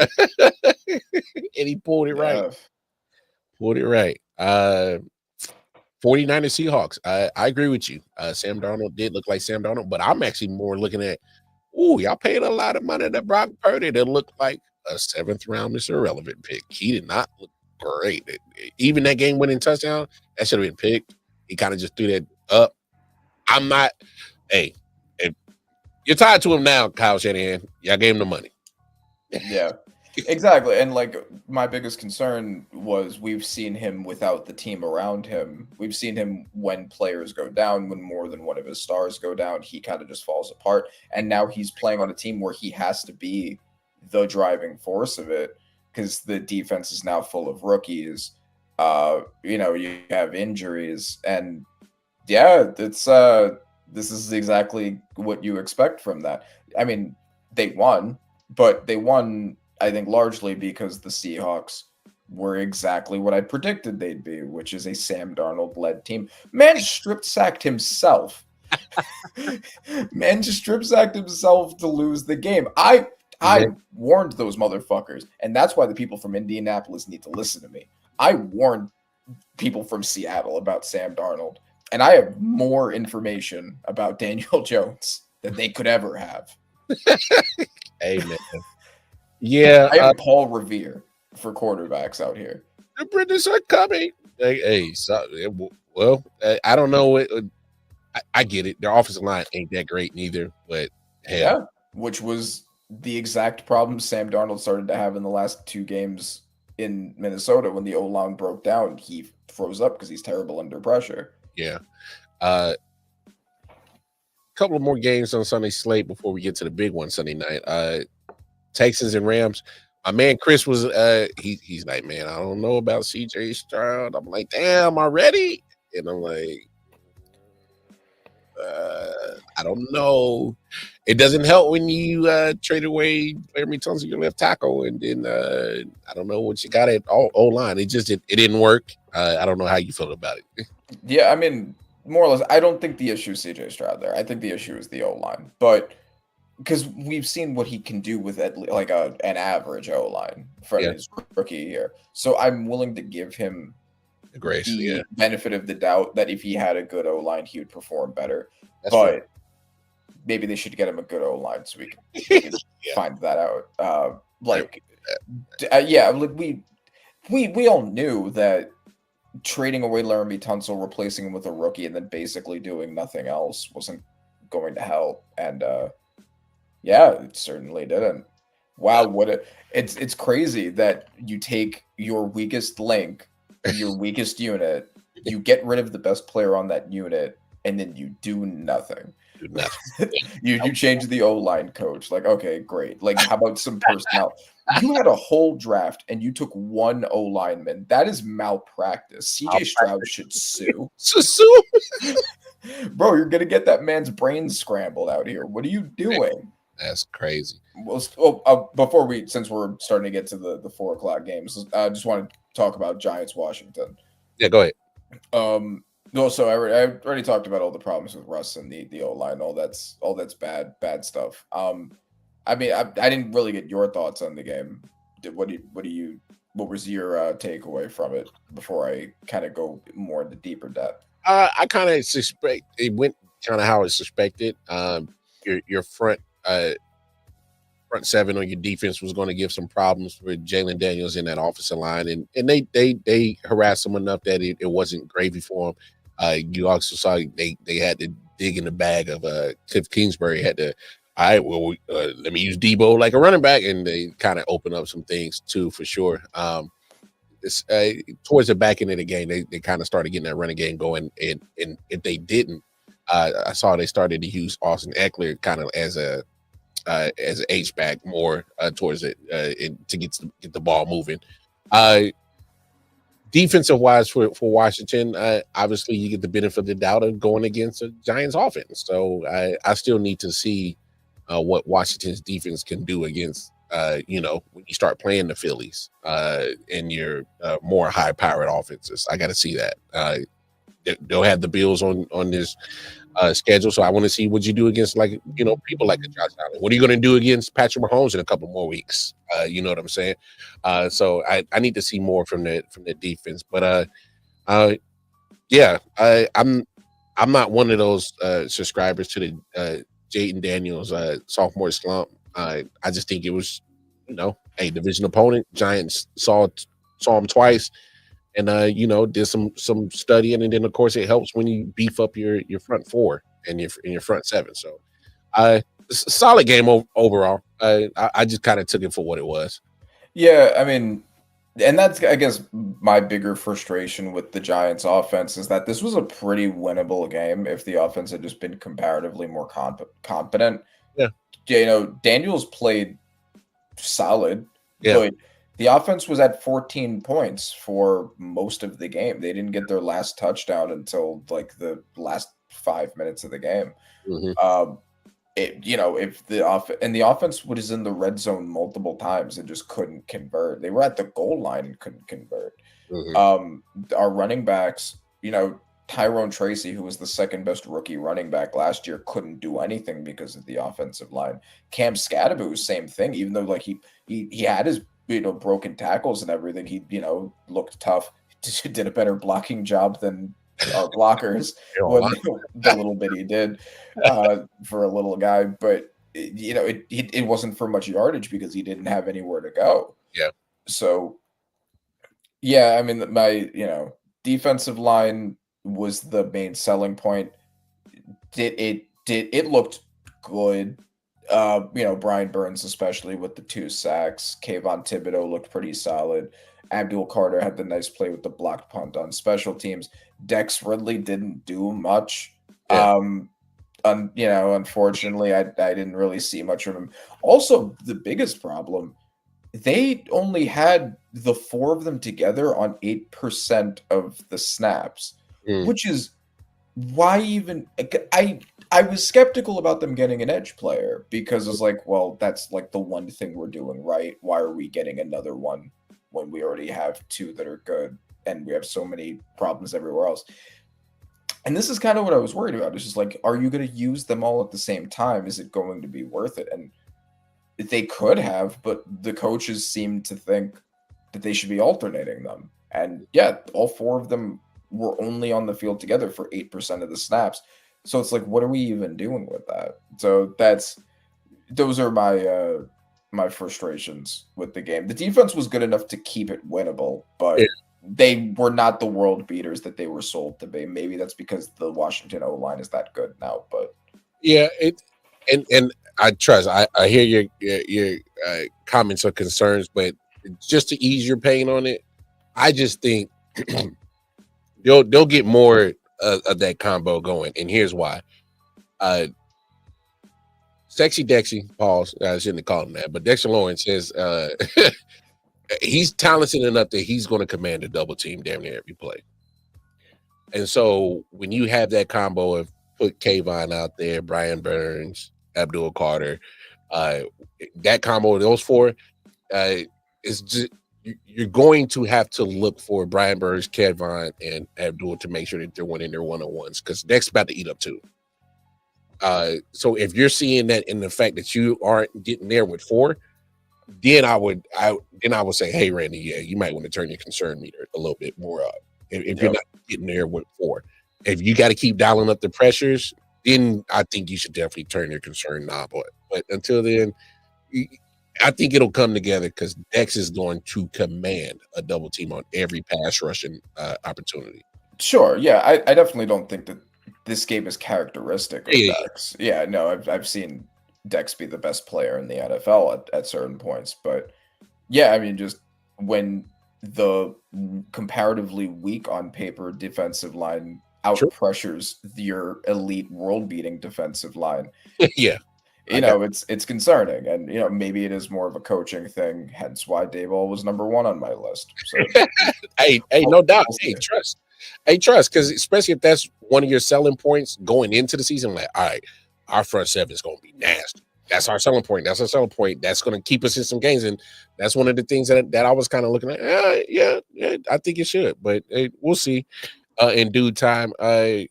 Real quick on Titans and Broncos. Cam Ward, man, he got let down by his wide receivers. I don't know if Calvin really forgot that he's supposed to use his hands to catch footballs and not so much for hitting send on parlays. I don't know if that's what happened, but he forgot to bring his hands with him on Sunday, and it cost him the game because as highly talked about the Denver Broncos are by a lot of people, and I think they'll be a good team too. Bo Nix, before everybody start them talking heads been glazing him.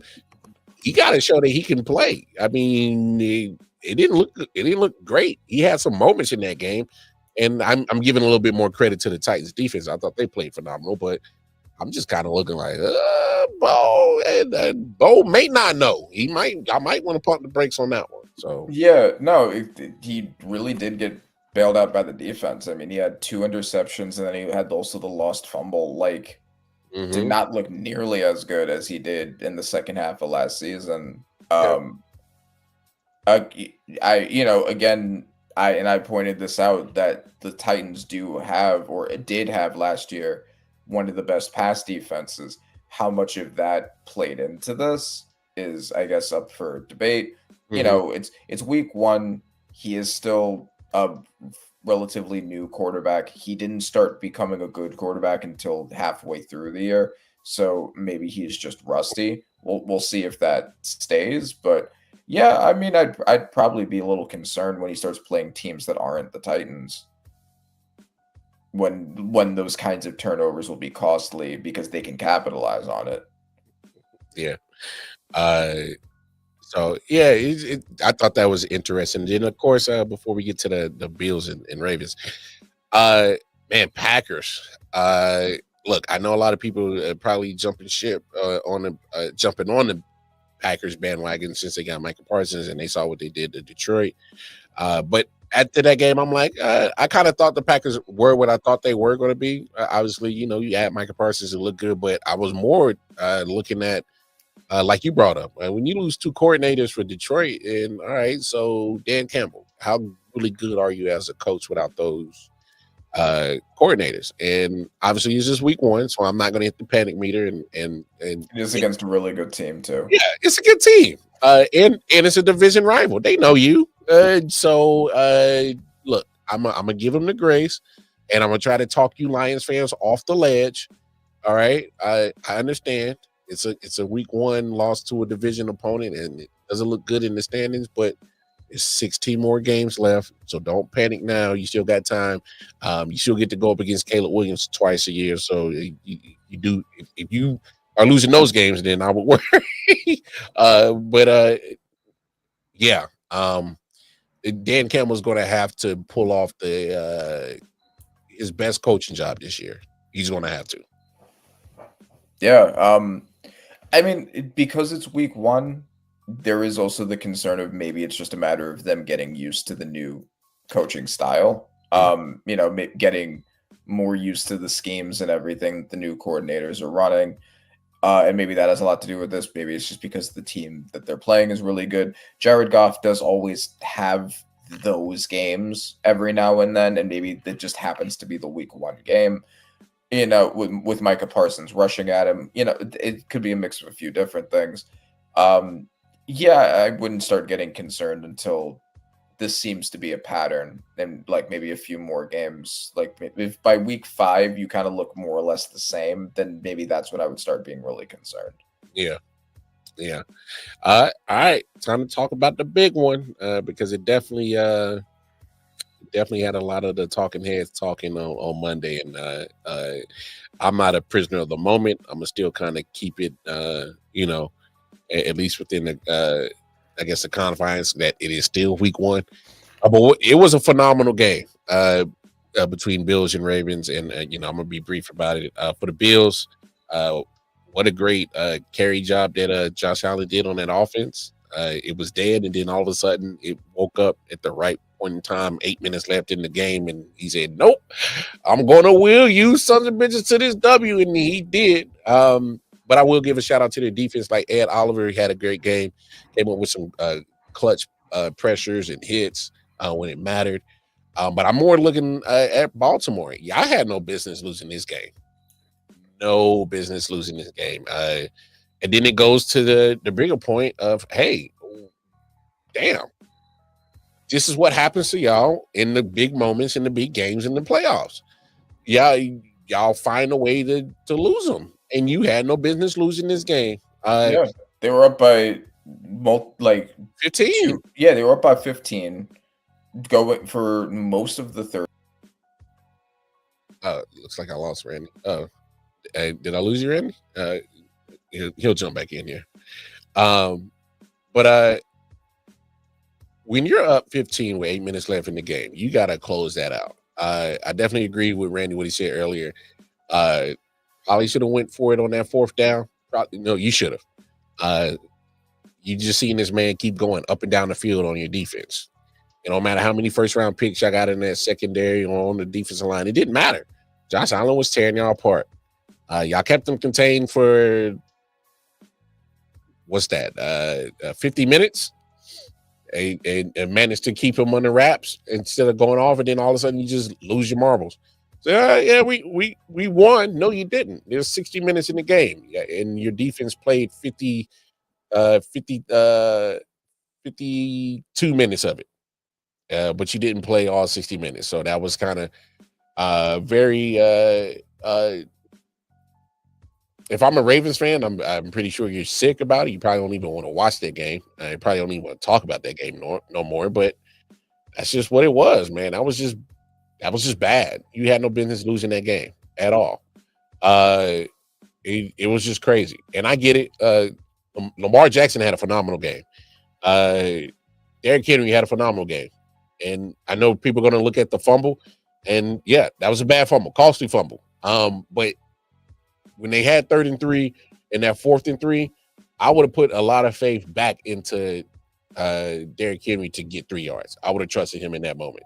But you can't give that football back to Josh Allen the way he was cooking and cooking that defense. 41 points scored on the defense. And I get it. This week 1, I think that defense will play better for Baltimore, but that was not a good showing on week 1. Not in the opening week. It wasn't.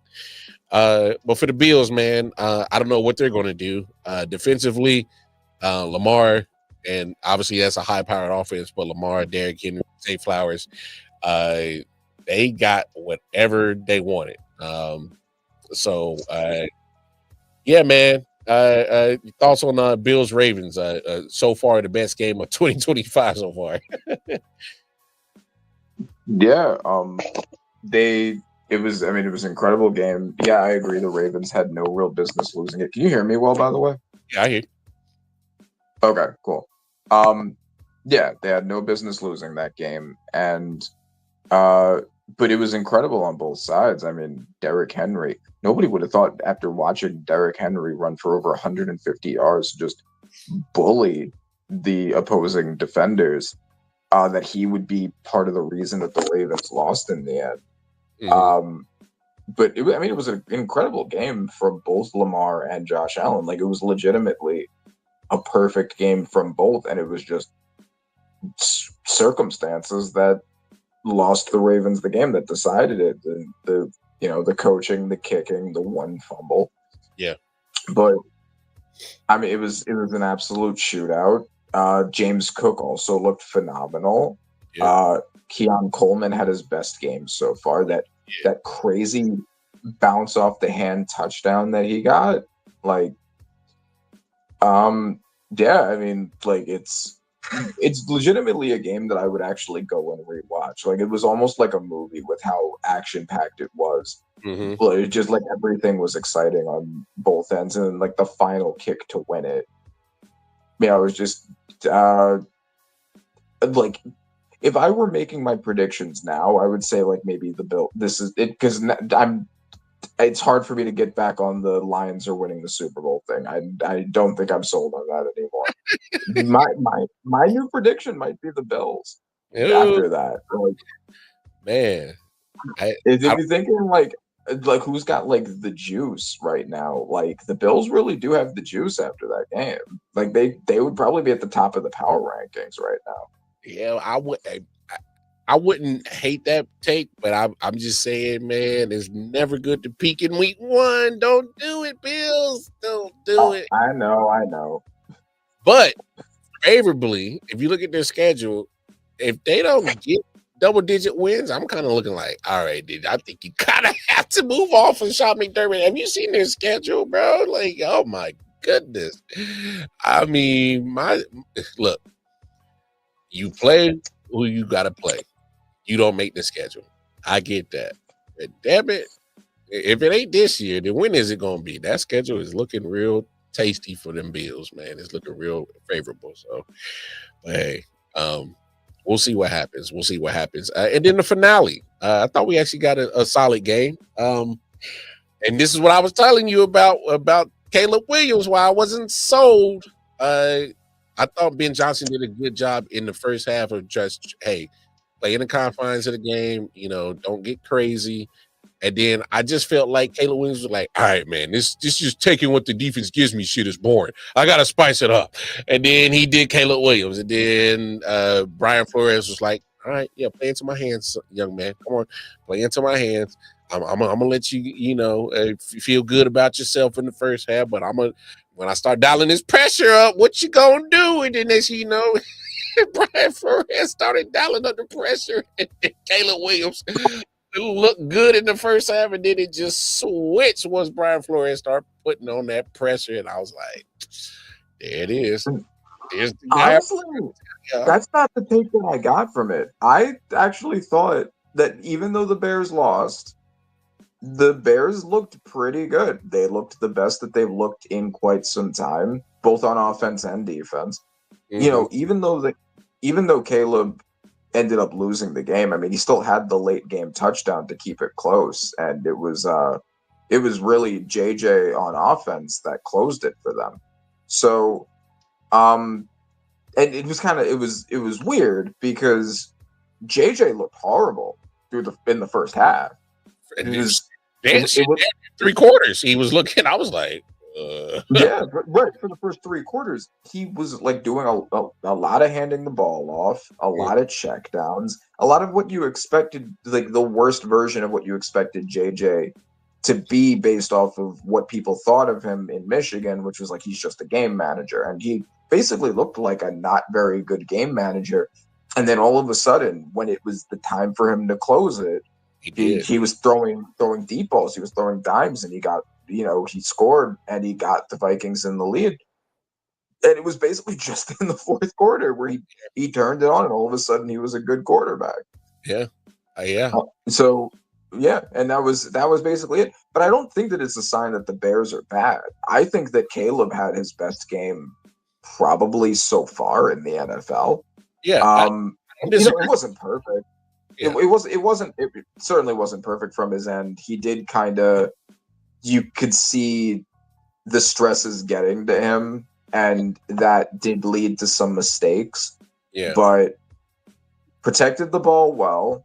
He was dominant through most of it, and then he kept it close in the end, even when they did lose. The defense also, I had said that the defense was sneaky good, and that just how bad the offense was last year kind of put a lot of pressure on them. That defense looked pretty nasty in that game with the pick six, pressuring JJ all game. Like they looked really good. So I don't actually take their loss as a sign that I was wrong about the Bears. I think that it was just kind of bad luck more than anything from JJ all of a sudden popping the fuck off in the fourth quarter. And I could see the Bears, based off that performance, winning. Who's their next opponent in week 2? I think. Let me pull it up real quick. But I know just because I don't think Caleb Williams played terribly. I just kind of felt like he got bored. He was like, I gotta spice this up, man. And you're like, bro, whoa, get back to hold on, Pimp. Get back to what was working. Bears got Lions next and Cowboys.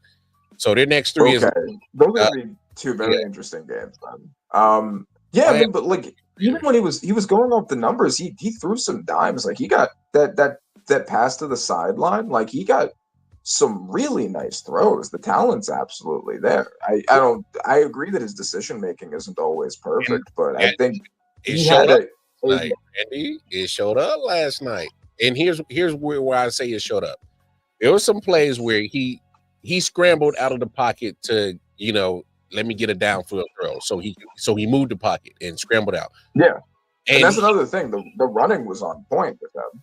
Yeah, but there were so many times, and I saw it at least 3 or 4 times. Rome Odunze is just sitting in the zone by himself, just waiting for Caleb to throw it to him. And Caleb's looking right at him. He's like, yeah, nah, let me get these scrambled. And I'm like, whoa, take it. Your wide receiver's there in the zone with nobody around him. Give him the ball and let him make a play. And I'm just like, Caleb, you got to take that. You got to take it. And that's what killed it for me. And I'm not saying he can't be a full-fledged quarterback. But my thing is, bro, when you are in the NFL and they give you that little 5-yard out or your wide receiver sitting in that zone unoccupied, you got to give them the ball.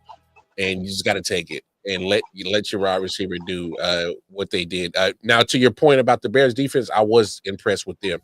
We also got to talk about they were out with Jalen Johnson. Their top corner was out. Their nickel cornerback Gordon was out.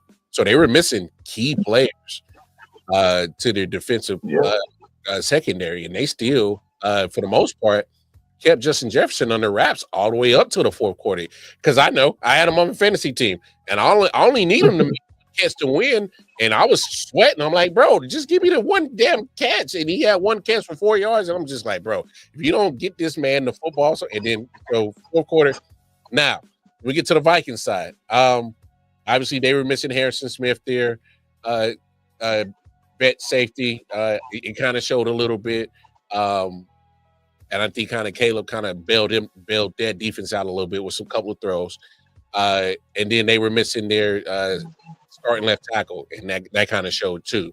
But I think they'll be okay on the defensive side. I got a lot of faith in Brian Flores and how he schemes up that defense, so I'm not worried about that. Now, when it comes to the offense, I'm not gonna lie. I'm like, y'all sure? Y'all gonna stick with him over Sam? And I was like, I'm like, all right, I'm waiting. I'm trying to be as patient as I can. I get it. It's week one. And the pick six, I'm like, oh no, hey, it's too much. He's overwhelmed. And I give Kevin O'Connell a lot of credit because he finally helped his quarterback out with the play calling. They started running the ball a little bit more. Jordan Mason started to get some runs. He involved Aaron Jones, not only in the run game, but in the passing game. Go ahead, hit the couple of swing routes. Hit them. That crazy dime that he threw to Aaron Jones, too. I give J.J. McCarthy a lot of credit. I was one of his critics coming into the season because I'm like, I don't know what you are. We didn't get to see your rookie year. This is his rookie year. In your first NFL game, it was not looking good for literally. It was not looking good for 45 minutes, and then for him to be essentially a rookie. Your first start is on Monday Night Football. The whole world's watching. So that's another different level of pressure that you got to deal with. You just threw a pick six. I know plenty of quarterbacks that would have crumbled after that moment. And his coach gave him faith. And next thing you know, fourth quarter comes out. All right. They moved him out the pocket on some of those play action bootlegs. Drop a pass here. Boom. And hey, take your shot. Hit Jettis. He's down there somewhere. Just throw it. 18's down there somewhere. Just get it down there. Boom. And then the scramble when he got the touchdown. I'm like, oh, this guy got moxie. And I'm like, all right, I see why they loved, why Harbaugh loved him in Michigan, and now I see why they drafted him. Because say what you want for the first 45 minutes. It's justified. He wasn't playing well. But damn it, it matters when it matters. You can't win a game in quarters 1, 2, and 3. It can make a difference. But quarter 4, him and O'Connell were on the same page, and it was just crazy how that switch just got flipped. I'm like, they ain't the same quarterback I've been watching for 45 minutes. Who is this guy? Well, the other quarters, obviously, like that puts you in the position where you don't have to do the heroics at the end. But if you're able to do the heroics, that's important, obviously. And I guess it's hard to gauge what he is based off of that game. It's hard, I think, to gauge both of them. It's hard to gauge Caleb, and it's hard to gauge JJ off that game because Caleb, I still think, looked good for the most part, but he did have some mistakes and he did end up losing. JJ looked horrible up until the fourth quarter, and then all of a sudden he was a superhero. So what that it predicts for the next game, I think, is difficult. That it could just be that he's learning really quickly, and that he learned really quickly mid-game, and that he turned it on after that. Does that carry into next week? We'll see. That's the question. But I did say that I thought that JJ was going to end up being better than Sam Darnold because it was mostly the Viking system. Yeah. And considering how game managery he played, I think that does also play into my idea of what he's going to be. Is he's going to be a game manager who can turn it on to make the plays when necessary. And that is basically what he did. Yeah. He was much worse when he was playing as a game manager. When he turned it on to be the guy, he was significantly better. But I do think that he's going to be that guy that he just needs to be the guy that makes the right plays and doesn't make mistakes. I think that's what they want from him. And he made a big mistake in the early part of the game, but he managed to turn it around and make up for it. And I think that is probably how they're going to use him, similar to how Harbaugh used him in Michigan. Yes, and exactly. If they can do that with the team they have, it will work, and it did. It worked here. Yeah. I 100,000 infinity agree with you. It was just one of those things where I was like, all right. That's why I noticed this almost a switch that they got flipped for Kevin O'Connell and McCarthy. Hey, let's just do what got you drafted. Let's get the running game involved, get your running backs, and then we'll have you make the certain throws when we need them to. I'm taking a wild guess. I think O'Connell probably asked him a way too much in the first 3 quarters and then dialed it back. And then once he noticed that he can handle it, kind of gave him a little bit more. But I think there's nothing wrong. I think him showing faith in him helped, for sure. Yeah. Yes. There's nothing wrong with spoon feeding it. It's okay. But once we get into the flow of the season, they'll kind of want to maximize on what he did in the fourth, and then fix on what he pretty much messed up on quarters 1, 2, and 3, and then improve that play, and then have it match up with what he did in the fourth. I think if he does that, they'll be okay, because you really put him in the same almost predicament you did with Sam Darnold. Don't ask him to play it worldly. I don't think you have to. You know what I'm saying? Right. Yeah, so I think that Kevin O'Connell's style is kind of similar to the Kyle Shanahan style, where like you're clay and I'm going to fit you into my mold and put a bunch of talent around you to make you work. And I don't think that that's a bad thing when you have the quarterback that's right to do it. If JJ can be more than that, which he showed in the fourth, that he can be the guy to, when you need him to, drive it for you. Yeah. With big hard throws that aren't the easy checkdowns, that aren't just the conservative, just dinking and dunking, getting it to the guy. Yeah. When you can be the reason you're winning, when you need him to be, but you give him that in little bits and spurts when it's necessary, but don't ask him to do that much. Yeah. You really have something there. I think JJ can fill the Sam Darnold position very nicely, which is exactly what I expected. Yeah. Well, what's that word they like to use in football people? He got moxie. The guy got some moxie. Yeah. So, hey, I call it grande cojones syndrome, where that man played with some big nuts, and he was showing that I got some big pairs down here. So, hey.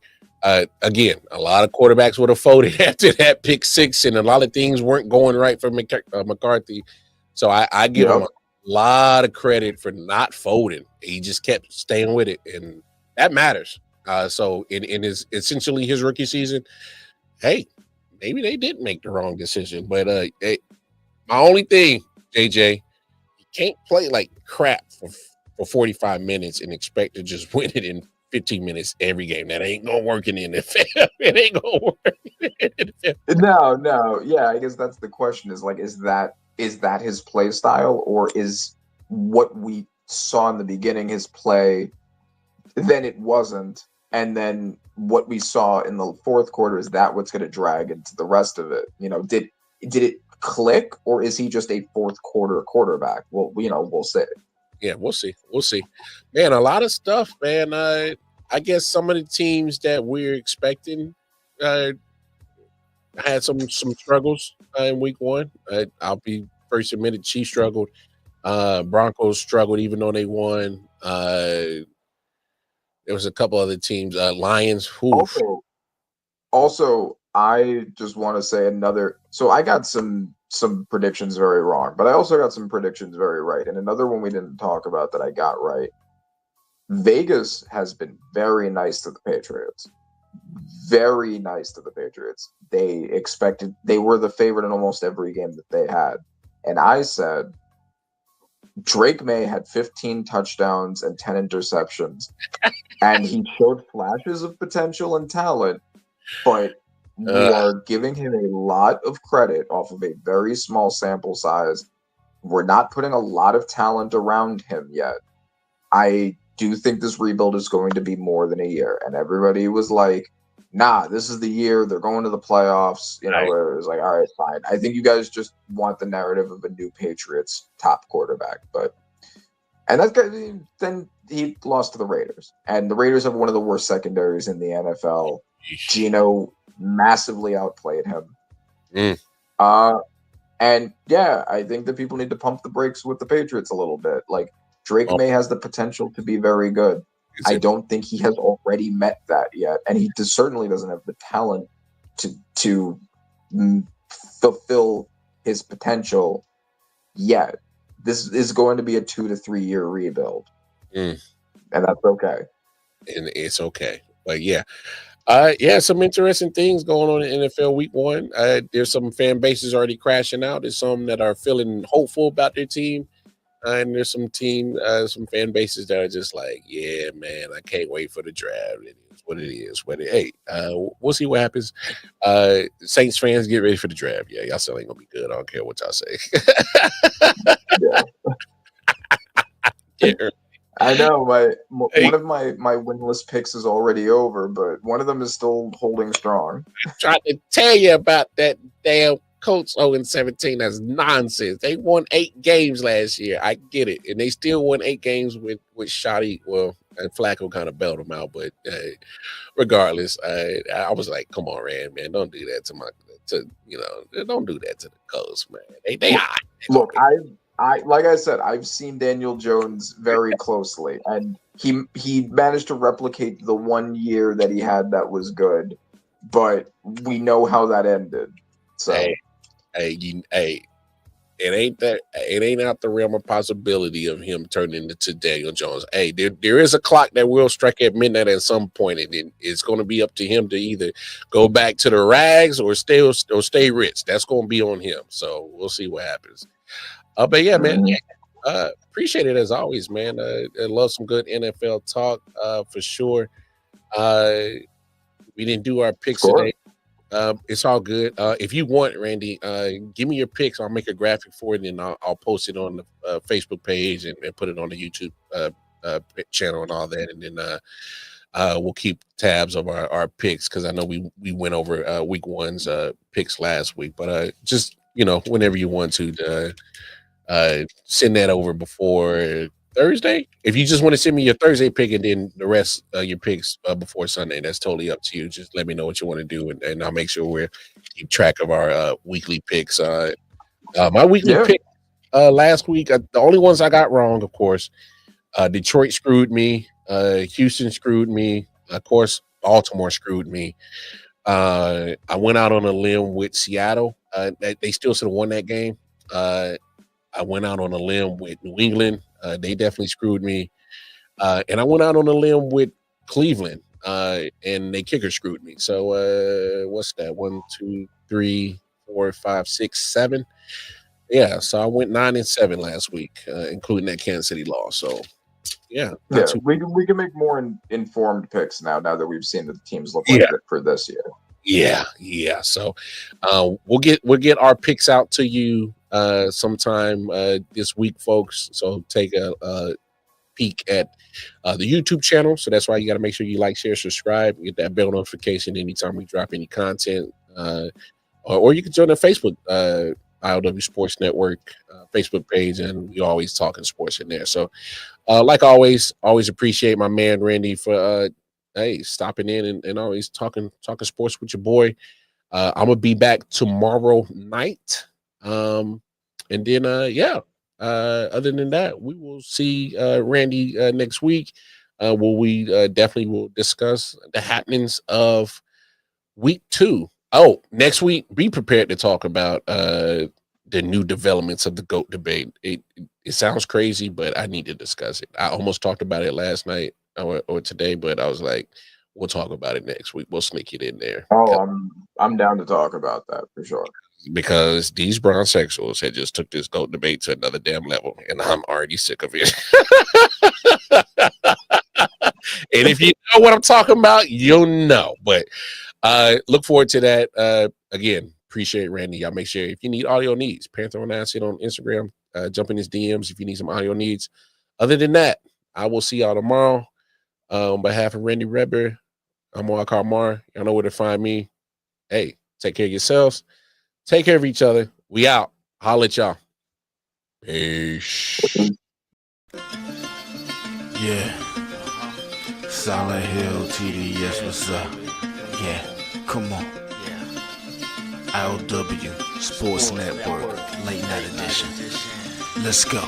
Come on. We about to raise the bar. Wild card Mar. Everybody grab a seat, cause you know we about to spark. Late night sports talk. Modelo, cigar. Man, you don't wanna start. Wild card Mar.